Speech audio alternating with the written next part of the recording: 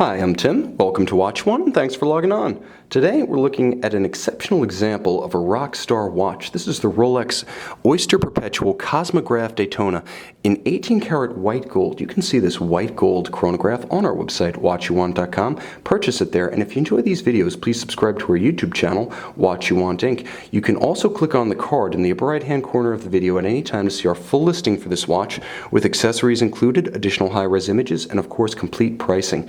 Now on my wrist, 6 1/3 inches, 16 centimeters in circumference, it has the classic fit of the modern in-house caliber Rolex Daytona with solid end link bracelet, which is to say the watch is 40 millimeters across the nominal round of the case, but more cushion shaped than anything else. It wears a bit larger, at least in terms of diameter. Now in terms of thickness, it actually isn't very, only 12.5 millimeters thick. It has a generously sloped conical bezel and sapphire, so it's an easy watch to fit underneath a tight sleeve or formal cuff. Now, the measurement of the watch really, from lug to lug, depends on two factors. Do you want to measure it between the extremities of the lug, or the true end pieces, the outermost portions of the watch, the solid end links of the bracelet? Now, when you measure lug to lug, you get 47.5 millimeters, quite compact. When measuring between the horns of the solid end links, you get a more robust measurement, namely approximately 52.5 millimeters lug to lug. So the watch has impressive stance across the wrist without being overbearing in size or thickness. It does have impressive mass, however. This is entirely white gold. This timepiece has the stylistic versatility to pass on the wrist as stainless steel, so it's not going to draw gawking glares the way a two-tone or a full-colored gold watch would, but you know the secret between you and your watch is that you're wearing something truly special, and because of that feeling of heft on the wrist, you don't forget it. Now, it does have all solid center links and solid end links.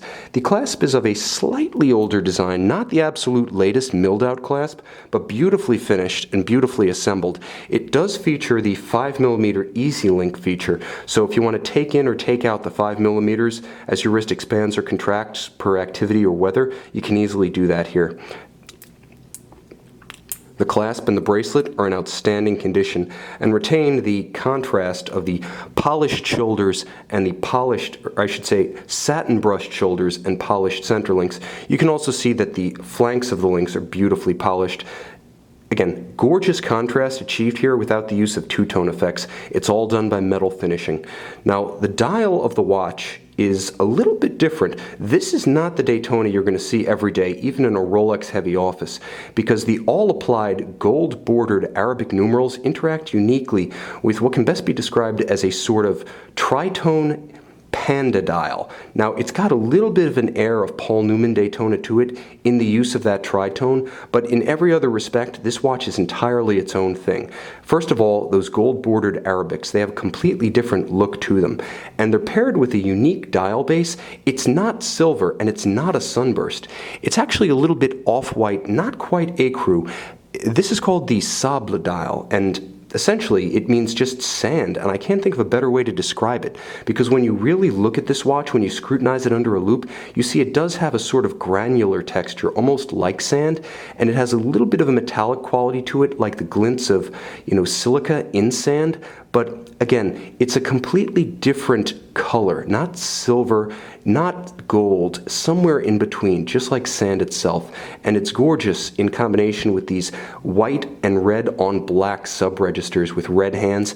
Everything about this dial really pops, and as you move it through the light, you can see the quality of the lacquer in those subdials really gleams.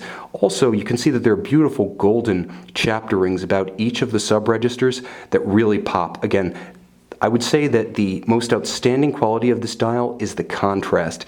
Everything is outstanding, salient, unusual, but immaculate and handsome.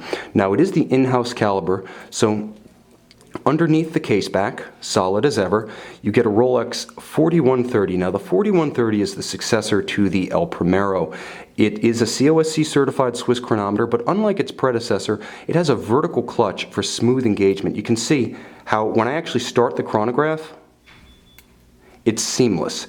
It doesn't jump, it doesn't stagger when I stop it. When I reset it, it resets precisely to the index at 12. It has all the qualities of a vertical clutch, including the ability to simply run it constantly. So if you don't like to look to the sub-register for seconds, if you want hours, minutes, and seconds at center, you get that with the 4130. You can just run it with no hazard or additional wear and tear. Leave the chronograph on. 72-hour, 3-day power reserve, bidirectional automatic winding.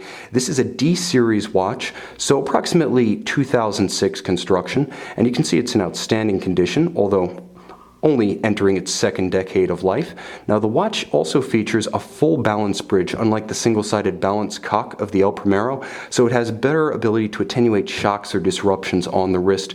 And of course it does have a Breguet overcoil hairspring in addition to being parachrom, so handmade as ever. The hairspring allows the watch to resist timing deviation in different positions on the wrist, as well as different positions you may leave it lying on your dresser at night. 44 jewels, 201 parts. It does engage via a vertical clutch, but the function selection is by a crisp column wheel. While the vertical clutch is modern, the column wheel is traditional. It feels and sounds a treat underneath the finger.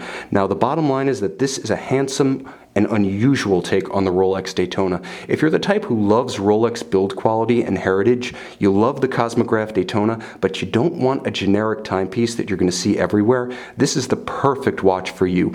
Unusual for a Daytona, it nevertheless retains all of the virtues of the underlying model, and entirely in white gold. You're not going to forget it when it's on you. You can enjoy and you can buy this Rolex Cosmograph Daytona in 18 karat white gold on our website, watchyouwant.com.